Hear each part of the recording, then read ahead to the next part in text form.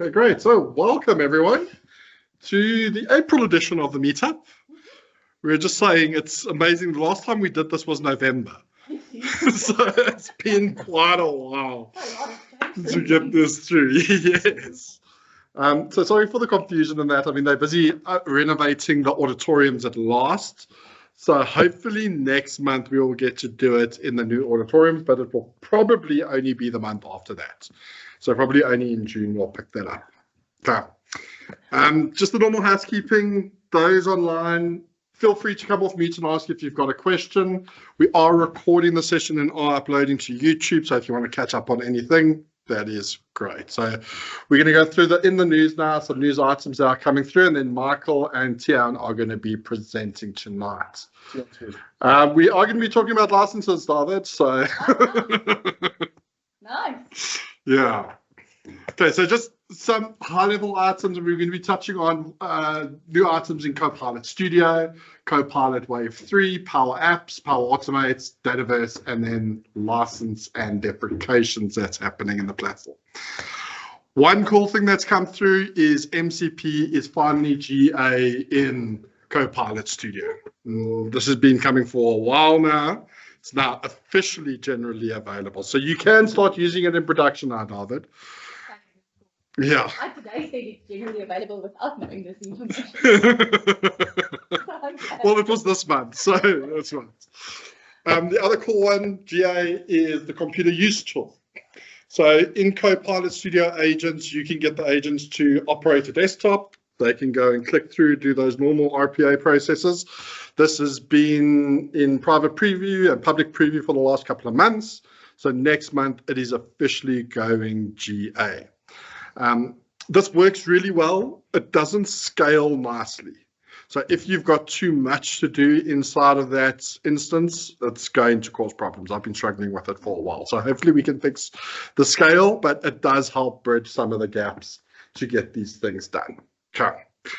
To some other high-level ones, a cool one that we saw coming through is you are now going to be able to use SharePoint lists as knowledge in a Copilot Studio agent. So in the past, you've been able to do document libraries and documents themselves. We're now bringing in lists as well. From a knowledge perspective, that is great. We're also adding the code interpreter on SharePoint sources as well. So now with you bringing in those lists, you can now do a lot of analytics on top of that directly in the agents, bringing some of that through. There is some security features that are being updated. So there is credential oversharing detection. This is coming in preview now. Hopefully we're going to go GA up in June. Some of the other new announcements in Copilot. So the Copilot Coworker agent is out at the moment, busy testing it out. We've got access to this. So this is an agent that can do multiple steps, work on multiple items with human in the loop workflows. This deck was actually built with Cowork. It looks beautiful. And all I did was I gave it our previous deck that I usually present, and I said, this is what we're doing, go and get me the latest news, and then update the slides, and it's built everything for me. So a task that used to take me like 3-4 hours to do took me 20 minutes, and then maybe another half an hour checking the facts and making sure that everything was accurate. So that's quite cool. Agent 365 also goes generally available next month. So Agent 365, for those that don't know, it's a combination of tools that's going to help you manage agents inside of your environment, both first party, so from Microsoft, but also third party agents, but also put security and governance controls on those agents inside there and then track that. Also adding additional models with Claude coming in, so you can choose the right model for the right job, depending on what you're trying to do. The one thing also to note about the Claude models, though, is those models all run out of the US. So it's one thing you need to be considerate of, especially if you've got regulations or restrictions preventing you from moving or processing data in the US data centers. Okay, there is some work being done to bring that locally into the tenants as well. Okay, Power Apps. So some of the modern controls that are being updated, Canvas apps, real-time database access and offline access has been brought through. And we're also expanding the availability of generative pages across multiple other regions. A couple of things we are pulling out, the classic look toggle, that's been removed now.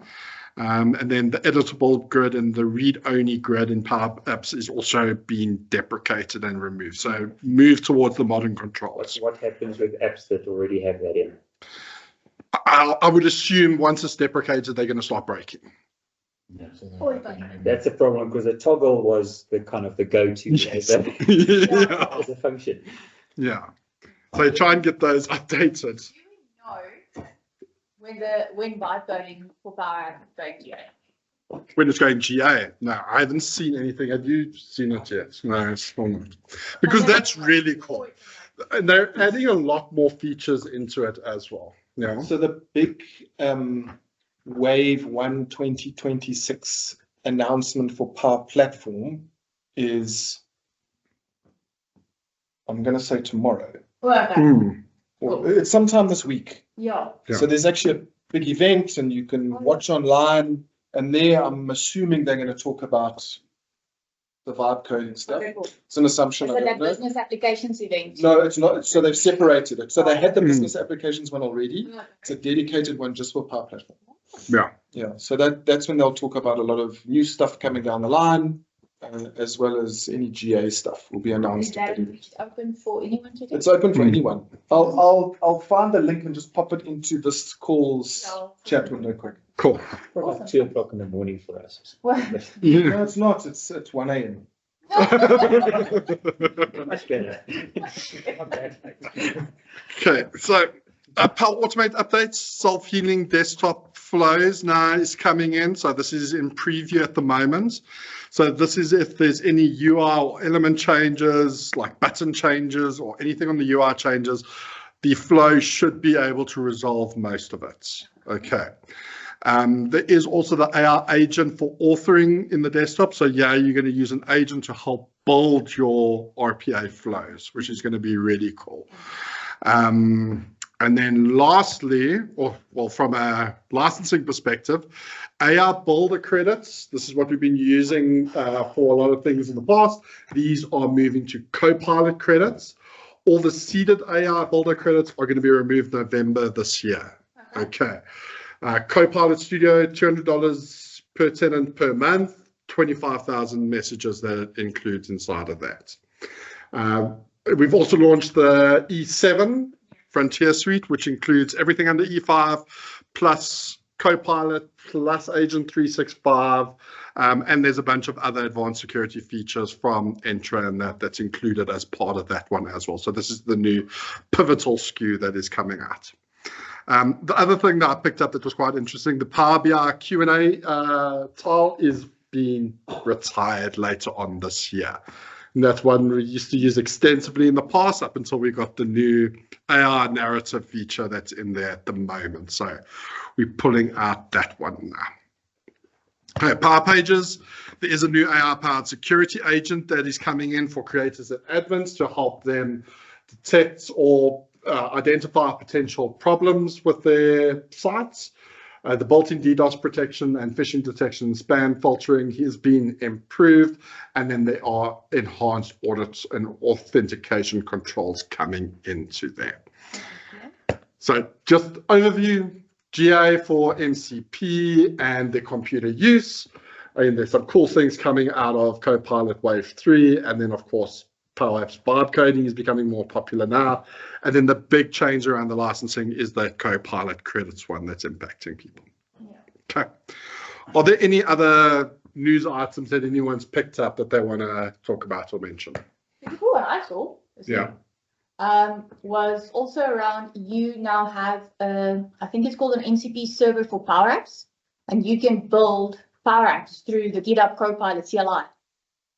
Oh, really? Yes. Oh, that could be quite And that cool. is a lot of fun.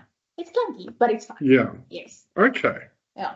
I saw that this week as well. Power Apps MCP. Mm. Yeah. Yeah. That looks cool. Yeah. Let's give that a try. So that was a fun one. Cool. Anything else? A question around the credits. Yes, So what if you run out of your AI credits now? you can replace them with Copilot credits. Copilot credit. Yeah, it gets replaced. And then it will work it out because it's not the same value. No, it's not the same 2.5 value. or something like Yeah, that. no, there is a difference between them. So, but those will be completely removed by November. Yeah. All seated. Yeah, but you'll be able to top up with Copilot credits at the moment. Okay, perfect. Okay, so with that, Jan, I'm going to hand over to you. Cool. Kill this here. You can grab the screen. You still presenting? Okay, there we go. No, and let me confirm. Yeah. Okay, awesome. So, who doesn't know me, I'm Tian Rousseau from Mint. I'm a modern workplace consultant there, so pretty much playing around with everything Power Platform, or bumping my head against it, or whatever you want to call it. I'm going to quickly chat today about SharePoint form formatting. Typically, we love Power Apps, so whenever we have a problem, Power Apps is our solution. So, but maybe for some simpler cases, we have some other tools we can use, and this is, I want to say, newly released. It's probably about 2 months ago, but we haven't had a session yet, so in terms of that, it's new. Yeah. So yeah, I'm just going to go build a basic solution in that, and kind of your takeaway can be if something you can use or not. Okay, so what I'm going to be looking at today is we have a SharePoint list to capture some travel details, and that's pretty much just a title field. You can elaborate that as far as you want to make whatever is needed inside of your application. We're going to need 2 levels of approval, a manager and somebody from finance. We need to be able to set, it's a spelling mistake, sorry, to set the persons who should be completing that approval. And then the approval field should only be editable for the right people at the correct stages. So typically none of these things will work just as normal SharePoint form, because you can't set which fields who can edit. Everything is editable by everybody. Okay, so let's go to my list that I have. So here I have a list. And if I say I want to add a new item, I can add my title, I can specify my manager, but then the approval steps, the 2 approval steps and some comments and stuff, that's open to anybody. So I want to submit it, I can just add my own stuff in there. Obviously, that's not what we want. So how can we make this work? So there's a few new things that was introduced, and I should probably just keep that window open. So on the top right-hand corner of a form, you have 2 options there, to edit columns and to configure layout. So before I'm going to start, one thing to mention, always finish editing your columns first before you change your layout. Whenever you change anything in edit columns, it takes out whatever you've done in your layout changes. So if you built it and you're happy with it, and you go edit a column, everything's gone. You need to put it back in. So always do your edit columns first. The backup of the configure that as well. That is also a good plan. Yeah. So I typically just edit it into in VS Code. So nice formatting and everything. Okay. All right. So our first step we're going to do is, if you are submitting your item, you don't want to be able to see your manager and your finance approval fields. They should be hidden. Okay. So I'm going to do that via my edit columns. So in here, you can see all your columns, and you can decide which you want to show or not show. But you also have an option to say edit conditional formula. Okay. So that means you can add a formula in here, and that will determine if you can see those fields or not. So I'm going to be lazy. I am going to copy that over. So for my manager field, I'm going to say if the status is submitted, then you can't see it. Otherwise, you can see it. Okay. All right. I'm going to save that, and I'm going to do the same one for my project comments. Those are kind of the same thing. And then I've got my second formula for my finance approval. So once your manager have approved it. Is that Power FX, that formula? Yeah, kind of same formatting. It looks similar. Yeah. So you can say if it is submitted, or while you're waiting for manager approval, you can't see it, otherwise you can see it. And I'm going to do that for both these. Okay, so you can see as I'm doing it, the fields are being hidden. Yeah. All right, so if I come in and I submit something new, I can only see my title, status, and manager fields. So let's say I want a trip to Cape Town. Manager is, I'm just going to choose another version of myself and I'm going to save it. Yeah. Okay. Yeah. So one trick in here is once you're editing stuff, the form doesn't always work. You need to close it and reopen it up. And Cape Town twice. I'm going to Cape Town twice because I love it there. On the second again, and I'm going to save that. So while this is in submitted status, I can't see those fields. I'm just going to go and change this to, let's say, manager approval, and then I can see my manager fields. If it goes to finance approval, I can see my manager and my finance fields. Okay, so nice way to just see what fields you can show or not. Previously, that wasn't available. You had to wing things around to try and see that in forms. All right, I'm going to close that down. Okay, so now we've got showing and hiding some of our fields. Our second step that we're going to set up is just some workflow around it. So if I submit something, it should go to my waiting for manager approval. If the manager approves it, should go to the finance approval. So for that, we have rules inside of SharePoint now, and I've already set them up. So I'm just going to show you what they look like. So maybe if I just say I create a rule. So you can say if an item is created, you can kind of say, if it's always, then set a value to a certain whatever. This is quite cool. We can set that up quite nicely. So I'm just going to close this one and go back to the ones I've already set up. So I've got a first one. So there's my created. And my created basically says, if you create a new item, set my status field to waiting for manager approval, which means your manager can then approve it. If my manager changes it to reject, then the status go to reject. If my manager sets it to approve, then it goes to finance approval. If my finance manager rejects it, it goes to rejected. And if the finance manager approves it, it goes to approved.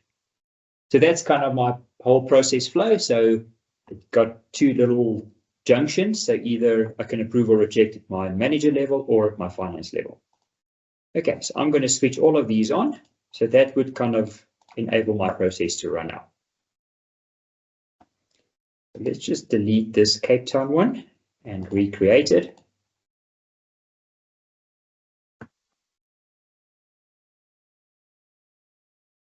Status is submitted. Now we're going to change that later to read only because you don't actually want your person who's submitting you to say what status it should be. In this case, I'm just going to select myself so I can do the approvals. Now, pretty much the same as automate flows. These that should trigger immediately don't always immediately trigger. You have to sometimes be a little patient. Yeah. Whoop. That should not have happened. My deletes on the previous ones didn't run, so one of them should progress to the next step. And we can still see while it's in that step, I can't see any of the other fields. Come on, there we go. So this one is submitted, it changed to manager approval. And now I can see the extra fields. I can say I want to approve it because and this is now going to change the status to the next one. I'm not going to wait for it. I'll just go to the rest of the stuff. So I'm just going to delete those two that shouldn't be there anymore. Alrighty. Okay, so this still looks like a normal, typical SharePoint form. Not too pretty, not a lot of formatting on it. So what can we change with that? So remember I said you've got your columns and your configure layout. So we are happy with how our columns work. So we can go to our second step, which is configure our layout. And there are three options here. You can change what the header does, what the body does, and what the footer does. Okay, so let's start with our header. So you're going to need to add some JSON code in here, which describe what goes into each of those three sections. So the easiest way to learn how this works is just go to the Learn More link here, which is a nice article on Learn. And you can get sample code for your header, get sample code for your footer, and sample code for the body. So you can just go, so the header will kind of create a little thingy like that for you if you copy this code, and then you can modify it to do whatever you want it to do. Okay, so let me go back here and go to the section that I have already created. So I've put some little nice icons in there, and then if you haven't submitted it yet, it's going to tell us about your trip, and once you've submitted it, it says your trip details for whatever you put into your title. Okay, so I'm going to copy this and put this into my header section. I can preview it. See there, the header is added. I've also added a bit of a logic. We can see that later on, but the background will change. So if it's rejected, the background will change to red. If it's approved, it goes to green. Otherwise, it stays yellow. So you can play around a bit with the formatting, add some logic to it, and basic stuff there. Okay, so I've saved that one, and I'm hoping the status has changed already. Yeah, cool. So this one is changed to waiting for finance approval. So if I open it up, there's my nice header with my little icon in it. And yeah, that's our form for now. Okay, so our second option that we have in here is our body. And if you look at the sample code for this, there's two areas in it. There is sections and fields. So our sections allows us to split our fields into different little sections. It's not tabs, but it's just little sections that split up with headers. Okay. Okay, so If it's a long form, then it kind of breaks it down into. Yeah. Okay. So you can see if you copy this sample here, it's going to look like that. So you've got a details with your 3 fields, application with 2 fields. Okay. And then the second area part of that is a field settings. And then for each of your fields in there, you can specify if it's read only or not. And you can do that with formulas. So you can say, if I am the manager, Yeah. then it's visible, then it's editable, otherwise it's read only for me. So you can play around with that. Okay, so I've copied this and I've played around a bit with it. I'm going to skip the fields for now. I'm just going to go to the sections first. So I've created 4 sections, one for my details that show the title, the manager, and the status, a section for manager approval, which is manager approval and comments, one for finance approval, which is the finance approval field, and then just one to make the attachment look nice at the bottom. Yeah, so I'm just going to take that part for now. Put that into my body and just go ahead and copy the whole thing. I just need to close that one. I can preview it, and there you can see there's my details section with the fields, the manager, the finance, and the attachment section. Okay, so let me just save that. Close. What's also quite nice about this is responsive. So if I switch it around, the fields move around. So this is visible. No dev required. It happens automatically, which is quite cool. You unfortunately can't specify how many columns, so you can't say like always show 2, whatever. It will kind of figure itself out how many. So mostly it goes up to 3, what I've seen so far. Okay, so now my fields are a bit nicer formatted. So let's add another section in there for the fields. So I've added some logic. So if the title, for the title field, if it is submitted, then you can't edit it anymore, or once it's past the submitted stage, it becomes read-only, so you can't change what you've put in after you've submitted it. The status field is always going to be read-only because you don't want your people to change your status fields. And then we've added some logic for the manager and the finance approval fields. So the manager can only edit it while it's in that status and if you are the manager. Okay, so it won't be available to anybody else. For the finance section, it has to be in the finance status. And this stage, I am the finance person. So you can also hard code certain values. So nobody else, only me can do the finance part. Let me throw that to here. I can preview just to make sure it's looking good, and I can save it. So now we can see, because this is in finance approval, these fields are not editable anymore. Just close and we open it again. It is wrong now. You should be able to edit this. Oh, wait, I know. This is on my other tenant where I set this up.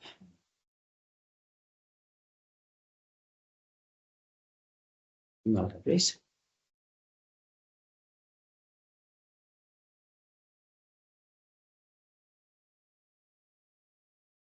Why can I not copy this?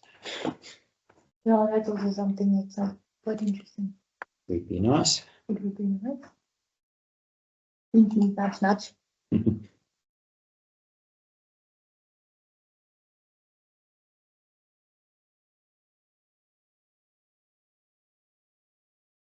Cool. So let's see, here is where I said who the finance person is.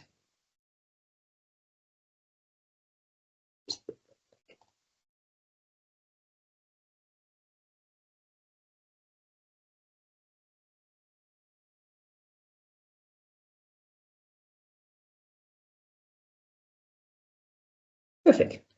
So now you can see it actually worked when I had the wrong address in. I couldn't edit the fields, and now I can edit the fields. Let me just open and close the event. I'm sure I can do that. All right, so none of these are editable, which is what we wanted. This one is, so I can say approves, and I can set this one to approved, and that will now on the back end run the other process that I've set up. All right, so just the last bit of the puzzle to that I haven't shown yet is this, the footer section. Again, you can get that one. I can get a sample footer section in here. Again, you can add all logic into it and use some of your form fields or whatever you want to put in there. I've just put a real simple message that while you're driving, you should check where you go.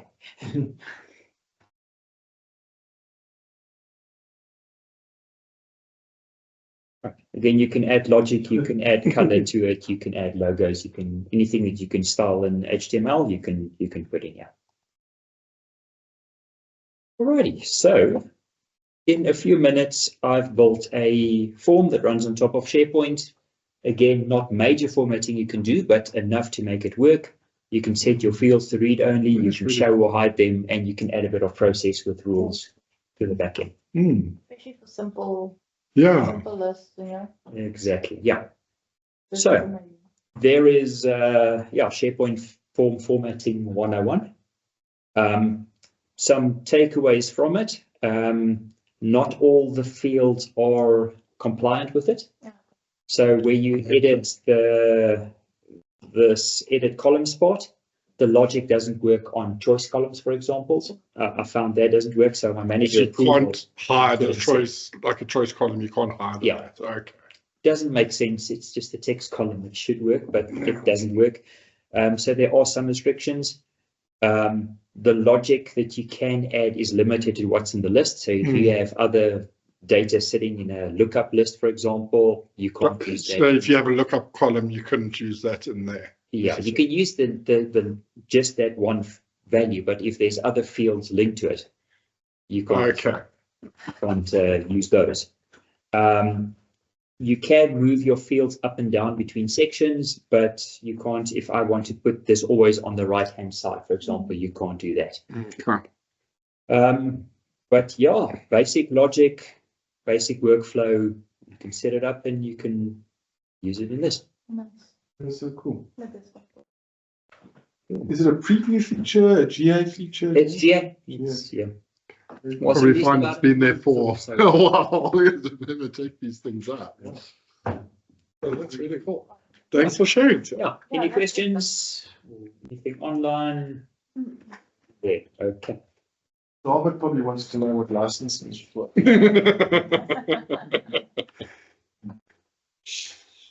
Cool.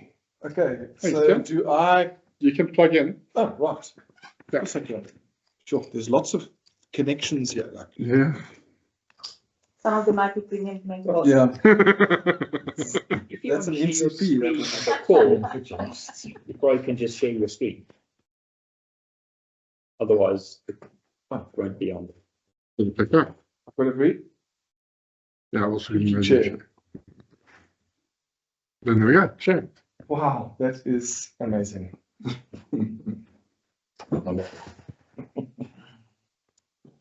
Shocking when things work the first time, eh? Yeah. That's also weird. Put you in presenter mode Yeah. straight away. Yeah. Okay, well, we'll see how this goes. Okay, so for those certainly online that don't know me, my name's Michael. I'm a solution engineer at Microsoft, and I'm going to talk about some tips and tricks or to use when creating Copilot Studio agents. And they're mostly based on stuff that I commonly hear from customers. Like I get the same kind of questions or issues over and over again. So I've tried to only do 10, but in reality, there's probably about 14.7. Because each tip comes with some more tips. And yeah, so most of them I've got demos for, not all of them. But yeah, I'll ask questions as we go. Cool. Is that cool? Yeah. Good. I hope it's cool. Okay, so the first tip number 1 is don't always jump into Copilot Studio. Yeah. So there's 2 types of agents. There's something called a declarative agent and there's something called a custom engine agent. Okay. A declarative agent actually under the hood is just a JSON text file. Okay. It's declarative. So the way that you build it is you declare in the JSON file what you want your agent to do and how it should behave. And that JSON file essentially gets uploaded into M365 Copilot or Copilot Chat, and then it shows as an agent. And when someone has a conversation with that agent, it's actually M365 Copilot or Copilot Chat that's the execution engine for that agent. Okay, it's just obeying the rules that you put in that declarative agent. So it's called a declarative agent. And I'm going to make up a number. In organizations, I expect between 80 and 90% of agents to be built as declarative agents. Okay. Most users are not going to write it in JSON, of course. They're going to use a UI to create it. And these agents are super powerful, but also very simple to create.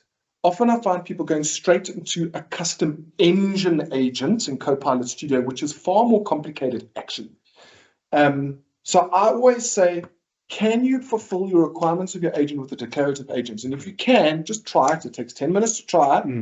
Do it there. Yeah. Okay. And just to show you what I'm talking about. Is if I come into a little bit of a delay, here we go. So here I'm in Copilot's chat or M365 Copilot, and you'll see down the left-hand side here, there's this thing called new agent. So if I click new agent, what I'm building here is a declarative agent. So in here, I can give it instructions on how it should behave. I can give it access to resources, documents, messages, emails, calendar, internet sites, other data sources like here's ServiceNow. So it depends what you've been enabled to do. It can use code interpreter, so it can generate documents and create images, etc., etc. But what happens is once I've actually created this, so for example, here I've got one, this creates presentations. So previously I'd gone and put in some instructions here on how it should behave, give it some data sources, etc. But you'll see in the top right-hand corner here, if I download the zip file, this zip file inside of it is the JSON. Okay. So instead of doing it here, you can use Visual Studio Code, and you can use Notepad. There's lots of ways that you can build this declarative agent. Happy? Just another cool thing that I noticed recently, within about a week or so. Before, you couldn't tell it what model to use under the hood. Now you'll see in the top right hand corner you can. So declarative agent, you get control over as to which model it should use when it executes this, which is pretty cool. Even on the user level. Yeah. Yes. So not just the creator. Not the creator. It's actually not the creator, it's the user. You can influence it by, in your instructions, tell it to think deeper. So for example, when it's using auto, it will generally rather use like a think deeper model. But otherwise, it's up to the user. They can go and change the model that's there. Pretty cool. Yeah. Okay. So this tip number one was try and create declarative agents first. The other kind of side tip of this is, did you know you can build declarative agents actually in Copilot Studio full? No, you can. It's so weird. Hardly anybody knows this actually. So if I jump to Copilot Studio full, and I come in here and I say I want to build a new agent, so I can create a blank agent or I can create one from a template. But if I scroll down in the list of agents, you will always see sorry, if I go, anyways, a single. Great demo, Michael.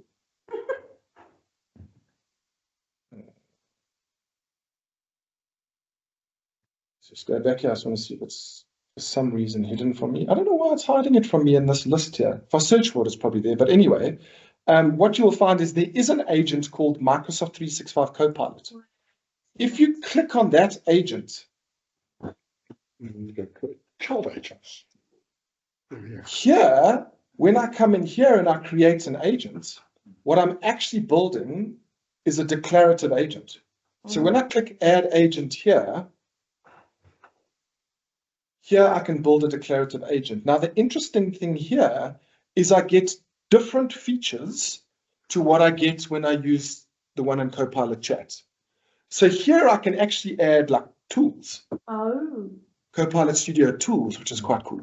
Like my own custom prompts. So it's got additional features. Even, for example, if I go to add knowledge, you'll see I get this kind of stuff, which I don't get in the Copilot Chat. And what I've done, and if you want the presentation afterwards, you're welcome to have it. Please and thank you. Thank you. Please and thank you. That's very good. Well done.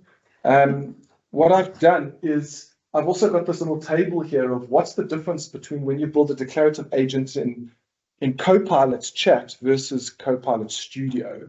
So you'll see here I can actually use Power Platform connectors in a declarative agent.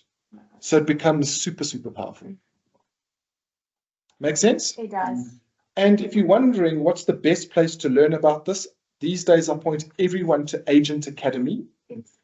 So aka.ms/Agent Academy. It'll bring you here.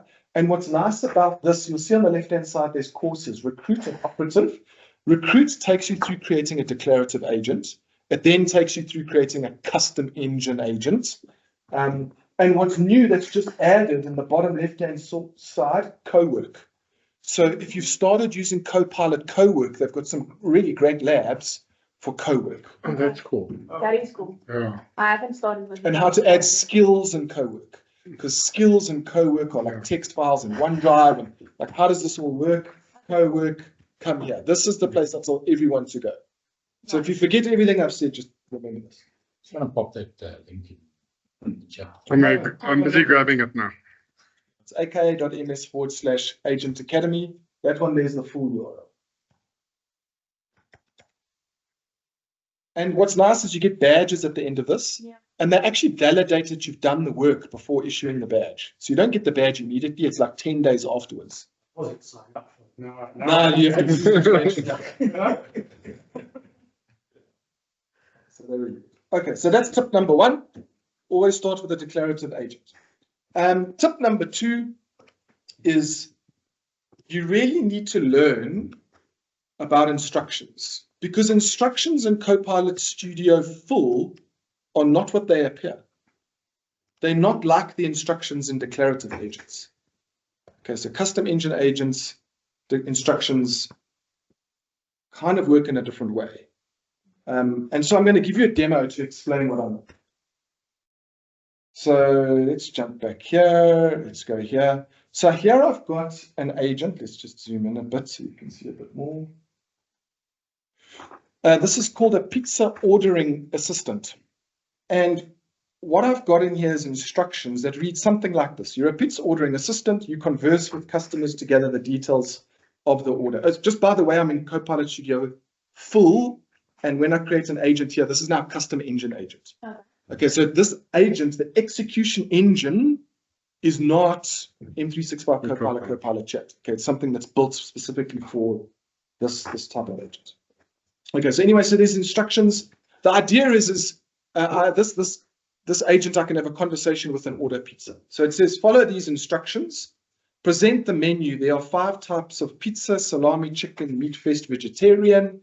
They're available in small, medium, and large. Offer sides of salad, offer additional toppings, summarize their choice of pizza, confirm if it's pickup or delivery. There's some rules, etc. So happy days. So I come in here and I say, I would like to order a pizza. And the chair groans, and It gave you an error. it gave me an error, which is not actually what I wanted. It's kind of what I wanted, but it's okay for now. It's okay for now. The point is it didn't offer me a menu. It didn't order. Yeah. It didn't work. Yeah. Why? It didn't obey the instructions. Yeah. It didn't have a conversation about the instructions. Why? You did the instructions. They're there. This, by the way, if I'd done this in a declarative agent, it would have just worked. It would have just worked. Why doesn't it work? You're not leaving this room until you answer the question. Goes to your topics first. Your topics doesn't exist in your normal agent. If I go to settings, Yeah. kind of, yes, yes. And I go down. There's a setting here which is now it's now called allow ungrounded responses. Mhm. It used to be until like 2 weeks ago, allow LLM to use its own knowledge. Allow LLM to use its own knowledge. Now it's called, which was actually a bad name for it because it was it didn't mean really what it said there. It's a much better toggle now. So now it says, manage whether your agent can respond using only general knowledge. So this is the way, if I have, so lots of people come in, they create an agent, they turn this off immediately because they don't want it to answer questions that are outside of the bounds of this, what we want it to do. So for example, you don't want it to answer the question of how old is the King of England, okay, or generate me a recipe. You don't want it to do those things. So they come and turn off. But that effectively means that those instructions aren't the instructions. The instructions are the user. The user's, when I'm interacting with it, that's its instruction. Sure. Okay. And the way it works in this mode is based on the user's utterance. It's going to look across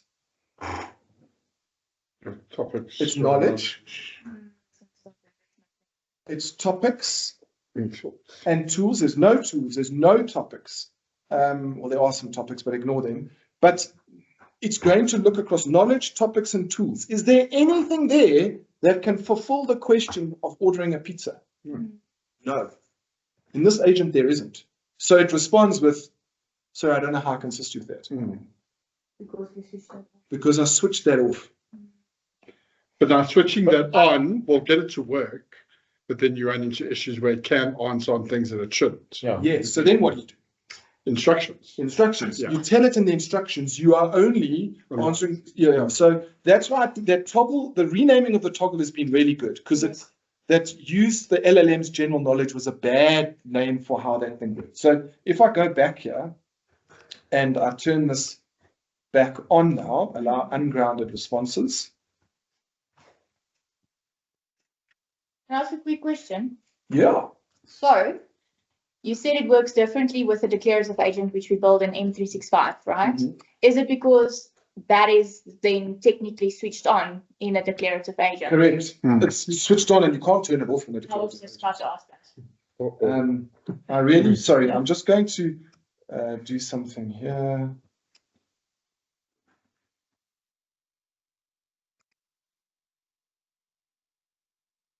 Oh, there's something else I just want to remove quickly, which I've left in. We'll come back to that.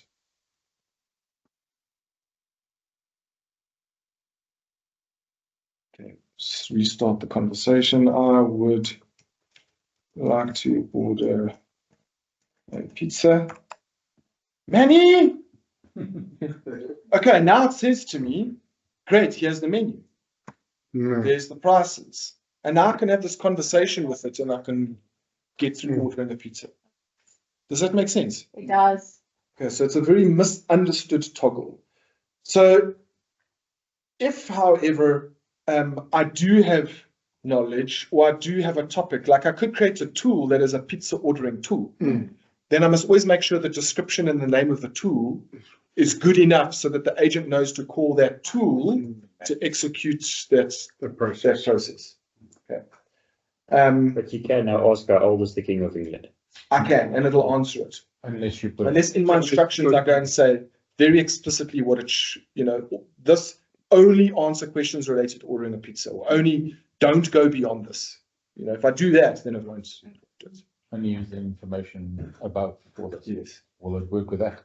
It can, and I think that's where it comes in handy, where if you've got tools and knowledge sources, you can actually specify that in the instructions and go only use this link for knowledge, Yes, and or only use this tool. the other option here, if I would like this to work, like I want to be able to have a pizza ordering agent, I can go and turn that toggle off, but then I must create a tool in here, which is an AI prompt. So I come here and I create a tool and I make it a prompt and I call this the pizza ordering tool.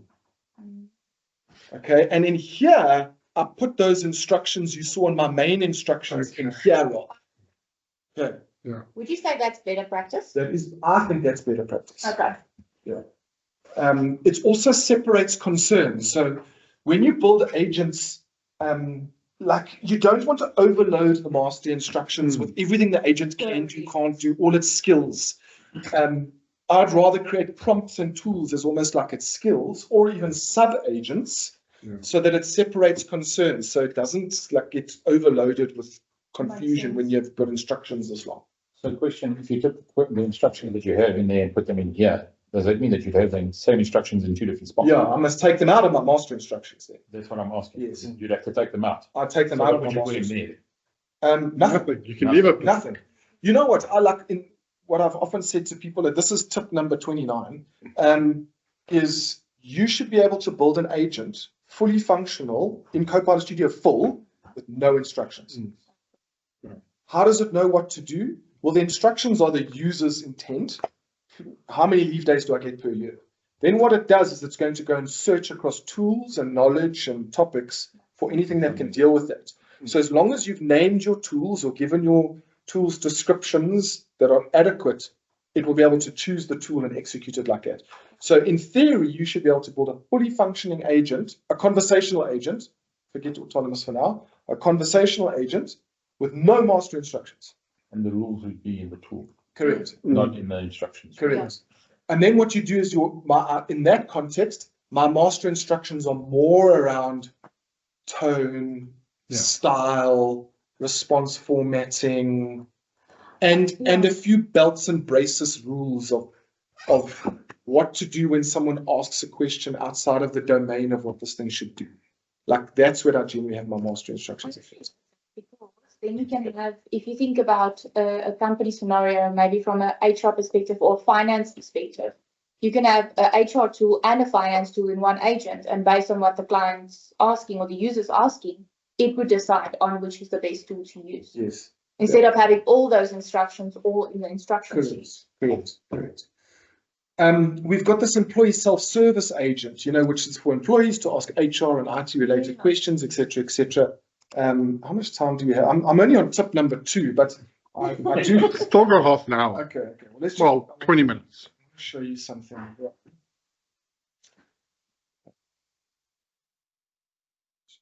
I'm in the right environment. I think I am. I want to show you something interesting about this one. So you can see I've got way too many agents.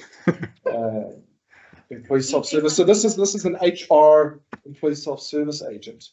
Now, in this particular agent, the toggle is off. So it will only ever respond based on knowledge, topics, and tools. These instructions I think are really good. And you'll see it's stuff around tone. There's something like this is also really a cool approach in instructions, is you give additional context. So for example, here the additional context I'm giving is the person's name, their job title, and the country they're in. So what I have here is, like when the conversation starts, I set variables. When I say me, it's actually the person who wrote this agent, it wasn't me. But in conversation start, it gets from like intra ID, the person's country, their first name, maybe manager's name. So additional context that then comes into the instructions. So when someone asks questions that's got more context, like if it needs to rewrite the search query and stuff like that. Anyway, but these instructions, are stuff like don't ever respond to questions where they're trying to compare our leave policy with another company's leave policy. Or if someone says, how many days leave do I get? It searches knowledge, it responds, and then the person says, do you think that's fair? Like, you don't want the agent to start having an opinion over that. So in your instructions, you say, do not respond to these types of things. And so, anyway, so. There's a lovely little meme with somebody says, I really would like to buy this Chipotle burger, but first I need to build a Python function to refactor this. The Chipotle app. Yeah. That's so funny. Okay, so that was tip number 2. Okay. And really, it was actually the tip is actually more around that toggle, really, that I wanted to show you and the purpose of that toggle. And in the slides, I give you the what's going on there. Okay, tip number 3. I want to add knowledge to my agent, but the data source that the knowledge comes from isn't a built-in connector. So I come into my agent and I go to knowledge. So I want to give it knowledge. I want to give it access to content. I click add knowledge. Not on the screen. That is so horrible. Thank you for telling me. I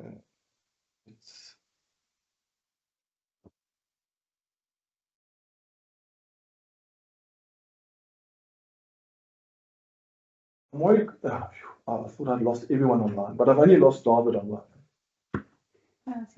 Okay, that's fine. It's not a big loss. Okay. And he's not here, so we can say. Okay. So I want to give my agent access to knowledge. So I click add knowledge, and the technology that I'm connecting to is not here, and it's not one of the connectors. It's not Databricks. Like, let's just say as an example, there's this technology called Workday, and in Workday you have these concept of knowledge articles. There's no connector here for that. Or like Azure AI Search, it doesn't give me all the features. I don't have full control of like how that thing works, or like so some of these connections work great, and some of them it would be nice to have a little bit more control. Yeah. So it's like, okay, how do I do that but still treat it as knowledge?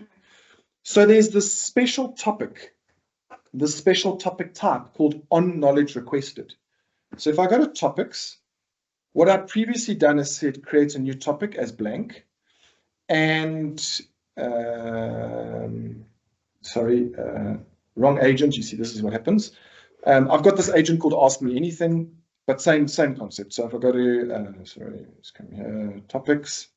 I previously created one, and there's this topic here. And you'll see the trigger of this topic is called on knowledge requested.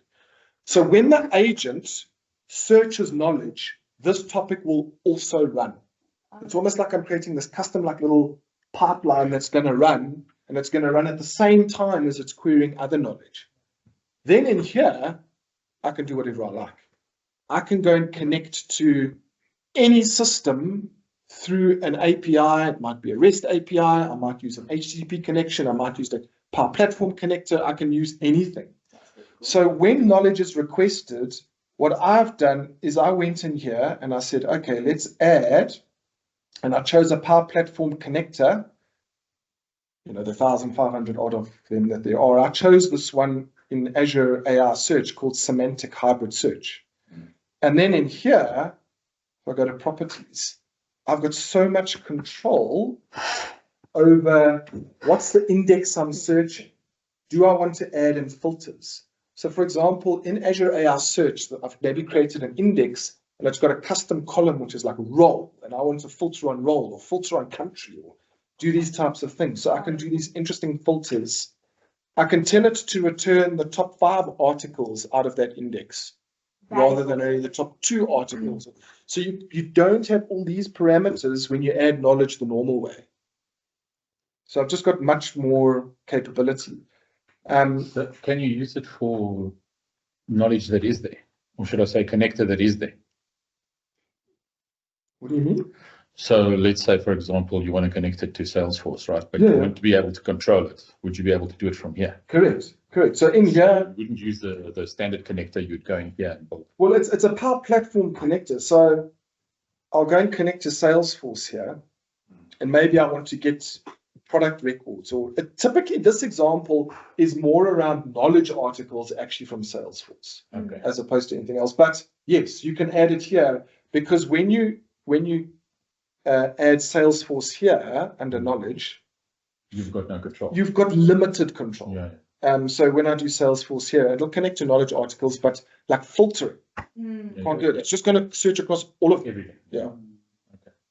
So with that question asked, would you also be able to, because what I've experienced is, for instance, the OneDrive connector on knowledge is very limited in terms of the size or the folder or how many items in the folder. And we have got some clients who obviously use OneDrive as a shared space where a lot of people put their documents. And that same limitation does not exist for SharePoint. It does, unfortunately, for OneDrive. So would this give a little bit more leeway or not? No, because this is the big discussion. Because in that context, what you're wanting to do is you're trying to query an index, not specific files necessarily.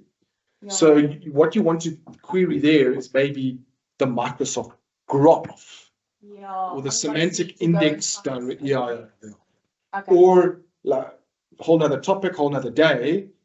I want to create my custom index of those documents into an Azure AI Search index. So go into Azure, set up a knowledge base in Azure, connect to OneDrive, index the documents, and then add it like this. Okay. There's lots of ways. But you reminded me of this is, remember I said there's like 17.2 tips and tricks. Check this out. I'm going totally off topic just for 2 seconds. Add knowledge, SharePoint. There's a new little button here, which is a formula. So instead of hard coding the URL to SharePoint now, you can put in a variable.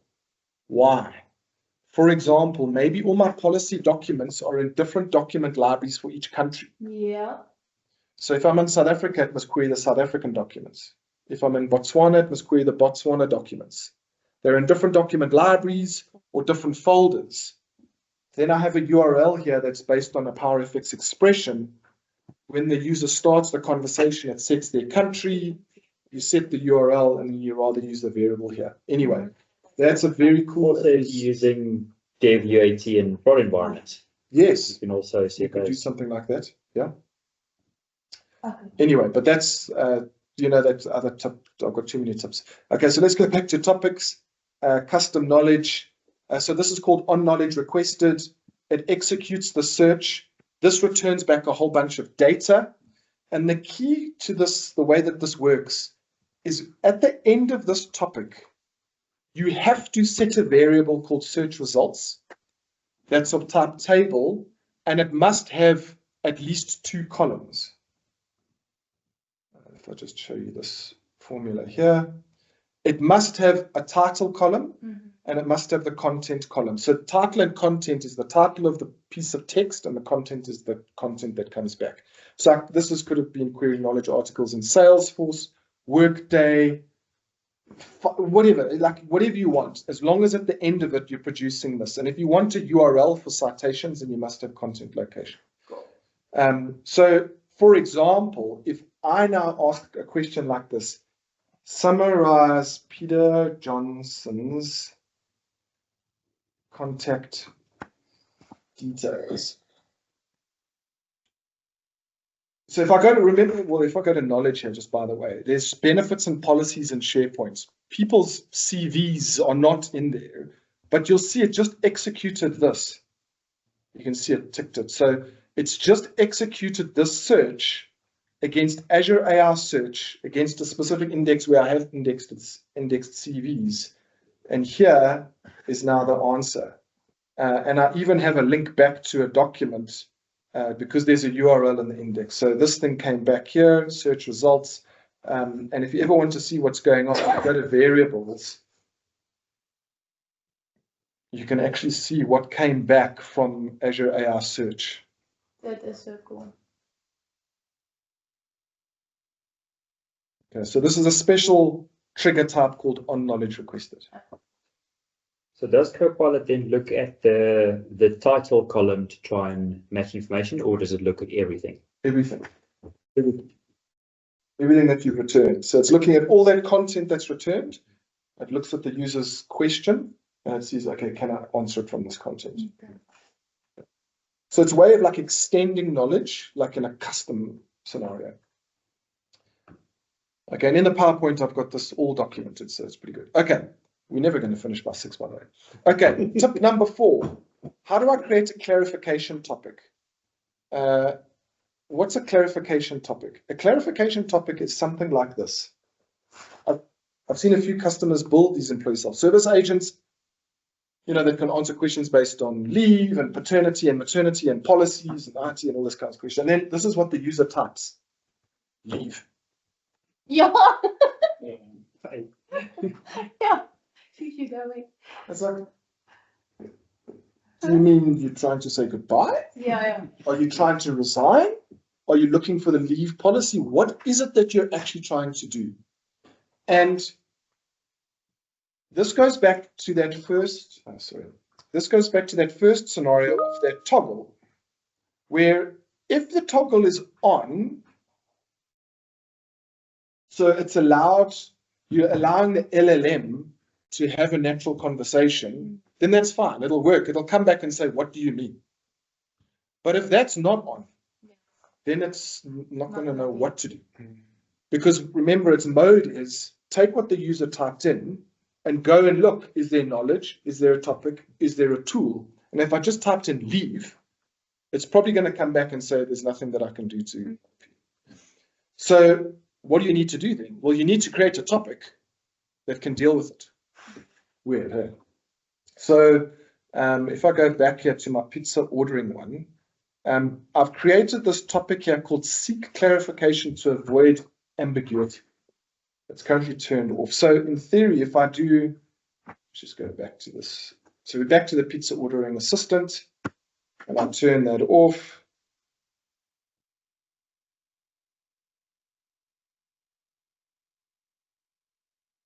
And I say something like this, leave.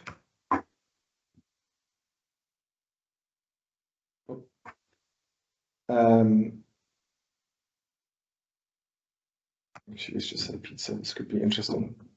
Okay, I'm sorry. Like what am I trying to do? Pizza. What are you trying to get an order of a pizza? What is it that you're trying to do? Sorry, just Quick question.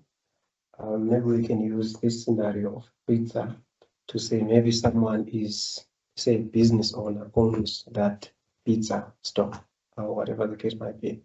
But then the person is also interested in this workflow that you've shown here, because I was about to ask, because initially you started with the instruction that you wrote in there. Then later you explained that you can actually add from multiple different data sources, which is quite cool. So now, what if someone is also interested in like with the what the user writes, ask the agent to write in a database somewhere, so that maybe you want to use that data to position your sales, or maybe you have an agent that resolves ticket for a system that you So is it possible in here to do something? Yeah, typically. So you want to go through those hands-on labs I pointed to at the beginning, because it'll show you all those things. Okay. Yeah. So like I've made a bad assumption. I've made a bad assumption that you've all used Copilot Studio to some degree. But yes, 100%. That's the idea. So for example, in my pizza ordering instruction, what I typically do is either create a tool or a topic that saves the order to a database. So it can have a conversation, but now that I've got the order, it must save it to a database. So I need a tool or a topic to do that. And that can write records to an API, database, whatever. It's all good. Okay, cool. Okay, so if I come back to topics now, you'll see I've got this topic called, I'm running out of space here. Let's do this.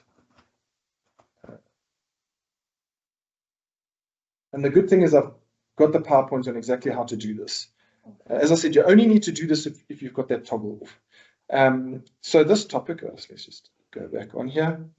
What it does is this topic, use this when the user's query is not clear to you and you want to seek clarification based upon the instructions, tools, capabilities, and context provided to you. And I'm not going to go through the details of how it's actually working because it's actually very basic.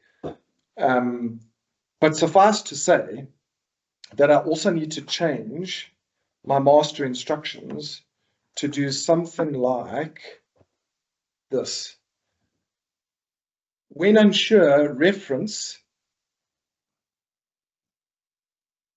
and then in here, this topic, when the user's query is ambiguous, missing, etc. On your ordering side of things, what I could also do something like this. When you're ready to place the order, call this tool and put in a / and then select the tool or topic that actually will save the order to the database. That's how that would happen. So that's the variable you were talking about, right? The same as adding the variables. Yes. Same principle. Same principle. Okay, so in theory now, and we don't have time to debug it if it doesn't work, but let's just say pizza. And now it says, could you please specify the type of pizza you would like? Nice. And my toggle is off. Yeah. So it's run this thing here and it's seeking clarification. It's just, this is such a cool little reusable topic that I think many people that build Copilot Studio agents would be interested in. And that's a copy-paste topic. Yeah. You can use it for anything. Yes. Yeah. And you just leave it in there. So I often just add this to agents. There's another topic I add to agents.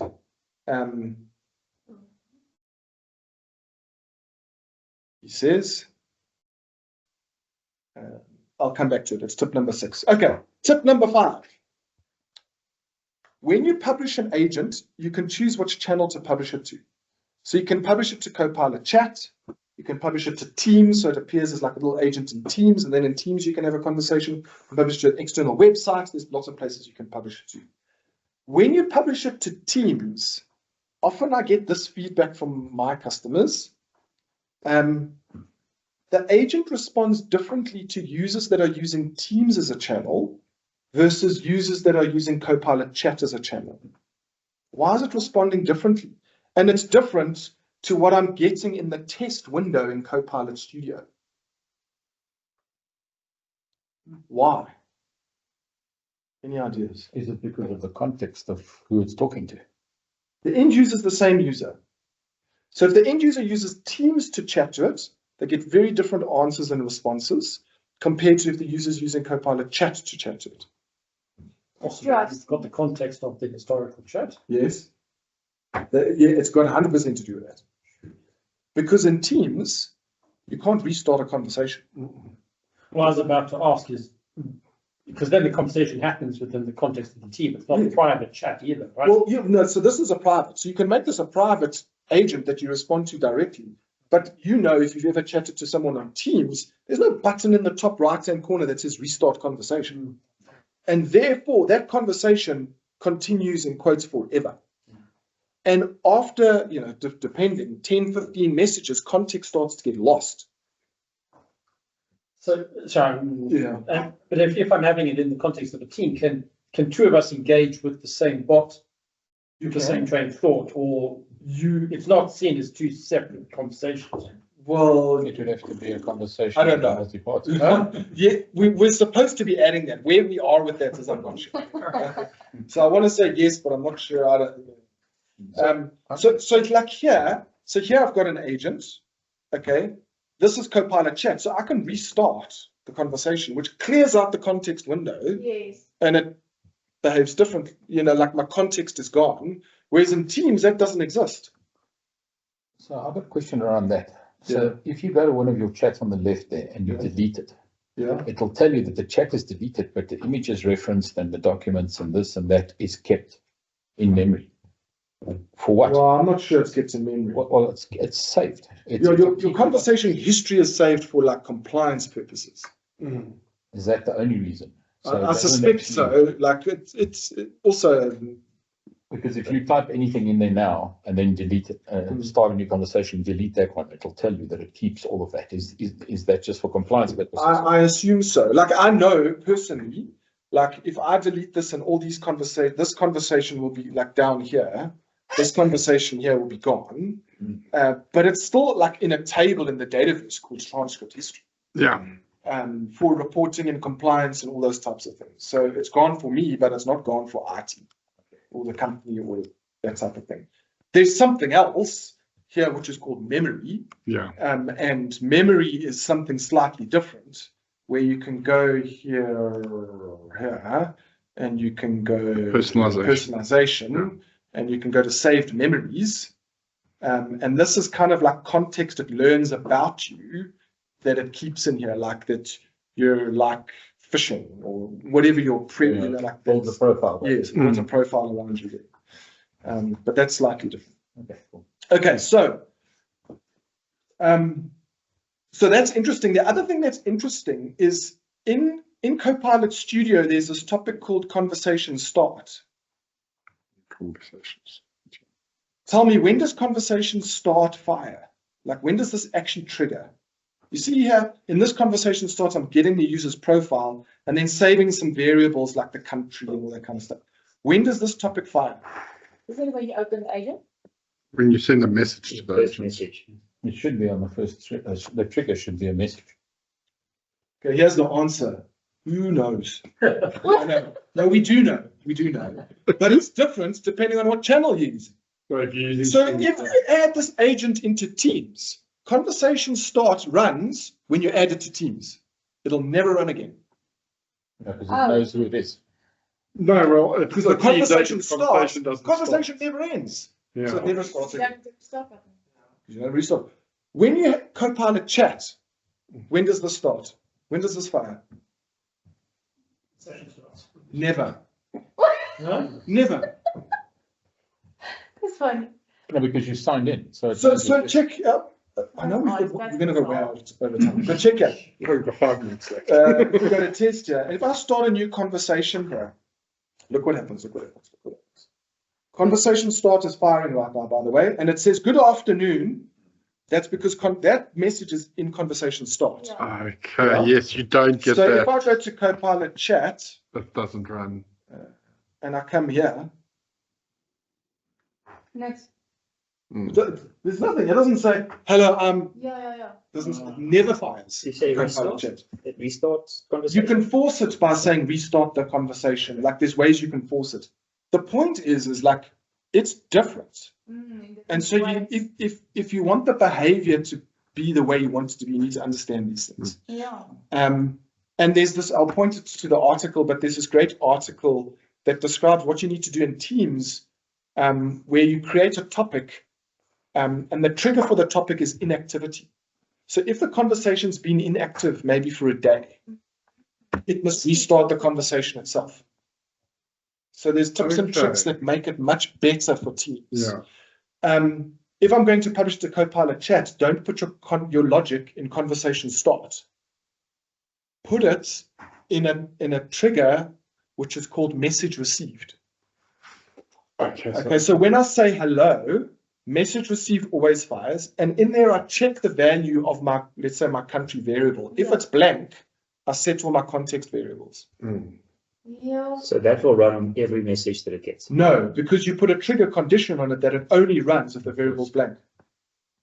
So it'll never run again. It'll only ever run once. Oh, yes, it's not the if trigger, it's the actual. It's the action trigger condition. Yeah. Okay. But like if you publish to a web channel, you've got it running on a website, that will run. Depends how you build that chat widget. Okay. Because there's lots of options for chat widgets, and unless you actually send the message behind the scenes, conversation start won't run. Okay. So it depends how it's built. So here, as an example, this is the one for Teams. So in Teams, you have this topic that a user is inactive for a while. And then you say to the user, it seems like you've become inactive. Please say hello to restart the conversation. And we actually end the conversation and clear out the conversation history. So in Teams, now the conversation will restart the next time the person says hello. Yeah. Okay. Pretty cool. That is pretty cool. This is that one I was talking about, because conversation start just doesn't fire. You can have a trigger, which is a message is received. And the trigger condition on the right-hand side there is that variable is blank. So this will only ever fire if it's blank. Then I go and set it by calling whatever mechanism I want, and then we're good. Okay. Cool. And I've put links to articles that describe all of this. Thank you. Okay, another one that I add to every single agent is an improved error handling topic. This one. The default error handling topic isn't super useful to end users. So if there is some type of error, so for example, let's just turn this topic on. This topic is a fake topic. It's not a fake topic, it's a real topic. It gets the stock price, but what it actually does is it divides by 0. So if I do something like this, it gets stock price. This is like not a lacquer error message for an end user. No. Okay, so the on error topic did fire, but the default in here is not great. So I've got 2 examples. I'm just going to take that out, that I share with you in the presentation. And the one we had a little bit earlier on that you saw, which you weren't supposed to see, but anyway, so let's put this back in. So this is an example one. Now what this does is this shows an adapted card. So let's try this again. Get stock price. So this is a little bit better. It says something went wrong. We couldn't complete your request. You can review the details below. It's got the actual error message. It's got the error code.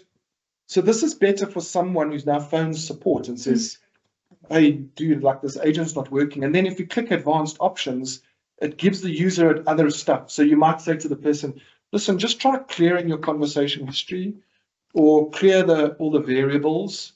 So these little things.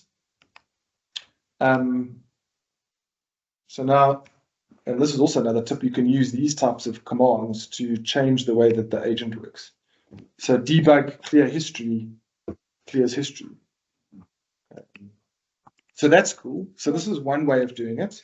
And you can even in this logic do it differently. You can have a condition at the top here that says, if I'm in this test window, don't display this.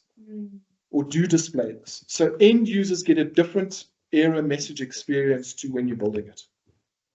Cool. Cool. And then the other one, oh, sorry, that's not what I wanted to do. Let's go to Open Code Editor. Do you all want to go? Or do you want to stick around for the rest of the... I'll stick around. Okay. I won't be offended if you want to go. So this on error topic is like lots of like if-else conditions, depending on what's caused the error as to what type of error message to display. So for example, OpenAI rate limit reached. Well, then we just give them a different type of error message. Anyway, so it's just That's useful because if you do run out of threads or the AI gets tired and it starts just giving that, sorry, I couldn't find that, that's a little bit more clear. So let's get stock price, which will once again divide by 0. Let's see what happens now. Okay, unexpected errors occurred, please retry phrasing. So, and then you might log this into a database somewhere or do something, but it's better than that first error we got over here. Yeah. Yeah. Okay, I'm going to speed up. Only on number 6. Don't ask questions, no love. Oh, we've lost Oh, it's come back again. Oh, another thing I find useful is creating a topic to display debug information or version information. So often, like, you make changes and it's like, is that change live? Isn't it live? Well, if you've got a topic that displays like your version number, then you can just ask the user to type, get debug info or whatever your trigger is. That's a good idea. And then they can get, okay, it's version 1.1. This is the channel ID, whatever. So that's just a super useful thing to do. Okay, tip number 7. When I've got a parent and child agent. So I've got a parent agent is like, let's call it like the orchestrator agent. And then I've got 2 child agents, an HR agent and an IT agent is the example. What happens is, this is the default behavior. If you ask the agent to do something or you're expecting a response, it goes to the parent agent. Then the parent agent redirects the response to the child agent, if it's the child agent that's supposed to fulfill it. And the child agent responds to the user. The response doesn't go through the parent agent and back to the user. Therefore, any instructions you have in the parent agent have no effect. So if you put instructions in the parent agent that say, always format with bullet points, that's not going to happen because that's not how the architecture works. The child agent responds directly to the user. But that's changed because it used to be the other way around. No, it's always been like that. No, definitely not. Because I had issues where the child agent was responding in the right format, Yes. and the parent agent was changing the format and summarizing the response from the child agent. Okay, I've run into those issues. That shouldn't, it should be like this. Yeah. And then the way that because sometimes you do want it to go through the parent agent. You want the parent agent's master instructions to take effect on almost like the response coming back. So the way that you do this is your child agent, you go into the instructions of your child agent and you tell it, never respond directly to the user. Okay. Okay, that's in the instructions of the child agent. And what you also do is you basically have the child agent write the response to an output variable. And then the parent agent calls the child agent. The child agent creates a response, but it responds with a variable that the parent agent then takes and deals with. Okay, so I've put it here in the instructions of how to do it with a link of, an article that talks exactly about it. Children should be seen, not heard. So do not respond directly to the user. Do not call send message tool or send any messages. Only populate the output variables. Let the parent orchestrator to deliver a response to the user. Okay. Okay. I debated long about this one. Tip number 8. LLMs have traditionally been, and SLMs, are very good at generating text. So if I want like a formatted document, it's very good at generating HTML and Markdown. And it's also very good at consuming those things. They are not good at outputting a PDF document or a PowerPoint file or a Word document. What's happened over time is people have created, and when I say people, I mean corporations like Microsoft, etc., have created like code around these things to generate those documents. But the LLMs themselves don't generate PDF, PowerPoint, Word documents. You'll see there's a feature called Code Interpreter. And what Code Interpreter does is it writes Python, and then the Python executes to create your Word, your PowerPoint, your Excel, etc., which actually works very well. But at the rawest level, they're much better with HTML and LLM. So often I find if you're wanting to generate a document, rather get the instructions to generate the document as an HTML file or get it to generate as Markdown. And then if you're desperate to have it in Word and PowerPoint and something like that, then convert that HTML to Word, PowerPoint, etc. But it's just much easier. And that's just where we are now. I think it'll change significantly. It's very, like if you use something like Copilot Cowork, what they've done behind the scenes is they've got Python that generates, like it's not actually the LLM producing those things, but that's just, they've done it so well that like it's actually kind of good at it. And just to give you an example, like this is a hectic example. So, and you can have it in master instructions, you can have it as an prompt, there's lots of ways to do it. But like here, I've got this big example of how this thing must build like an HTML presentation. And the input variable is the topic for the presentation. And I've got lots of rules of what this presentation should look like.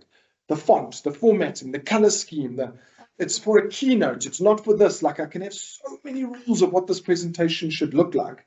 And basically when I ran it, I said I wanted a presentation. The input topic was TIG welding. Okay, it's a type of welding technique. And what it output was a single HTML file, which is this here. And look what happens when I use my right finger here. That is so cool. I mean, look at the quality of the this thing. It's an HTML file, one HTML file. With JavaScript, it created the JavaScript in it so that I can go forward and back. And it's all based on that one prompt that I showed you there. And I could ask it to create me any kind of topic. In the same vein, I could have an input HTML file, which is what I want the presentation to look like. So I often get this question. I always want the presentation to look like this. Corporate identity. Corporate identity, structure, layout. Much easier if you do that as HTML. Much easier. Okay, so what does TIG stand for? Hold on, let's get in here. There's a tungsten arc welding. Yeah, but what does TIG stand for? I don't know. Tungsten inert gas. There we Tungsten go. There we go. Sorry. Thank you. I'm an engineer.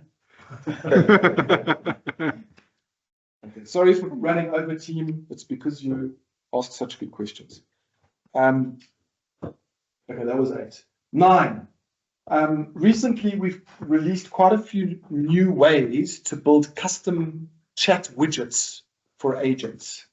And there's 2 that I just want to point out, which are really cool. This is a new one.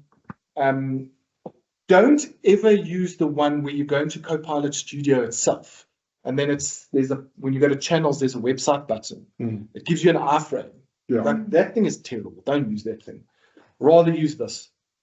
So this is the way that you do it is all you add is this script to your page, to your HTML page, and then this div. And wherever this div is with this data web chat token URL, it will render the chat widget. That's it. Yeah. And then there are other options in here to add some styles to it. So if I just go back. Yeah, that's what this one here is. Let's chat. And it's connecting to the Copilot Studio agent and off it goes. The other thing that's cool about this is it displays all the feedback from Copilot Studio. So nowadays in Copilot Studio, when you have a chat with an agent,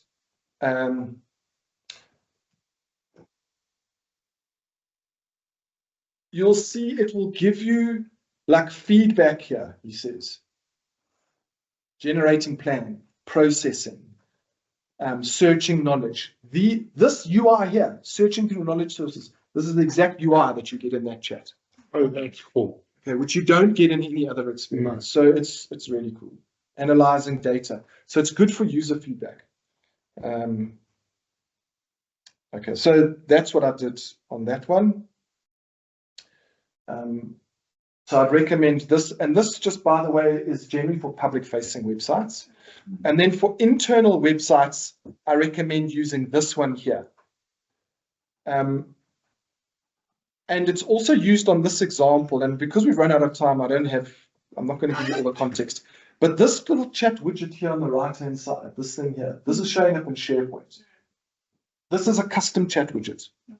Okay, this is not the SharePoint channel widget. Okay? And it behaves and functions exactly like the one that's in Copilot Studio. It uses Entra ID for authentication. I happen to have it on a SharePoint site here, but you can put it in other places. And it's just a much easier way to create a user experience that's custom. This could be on any internal intranet website type of thing. Okay, and then the last tip is actually, and I should have started with this one. You need to bookmark this blog. It's called the custom engine. Because most of the stuff that I've spoken about is actually documented on this blog. This is a bunch of Microsoft engineers that write articles on this blog, and it's just really, really good stuff. So that stuff around how to make it work properly in Teams, all of that's on this blog. They've got lots of good samples, examples, how to test agents, adding telemetry to agents. It's called the custom engine. The custom engine, custom engine, custom engine.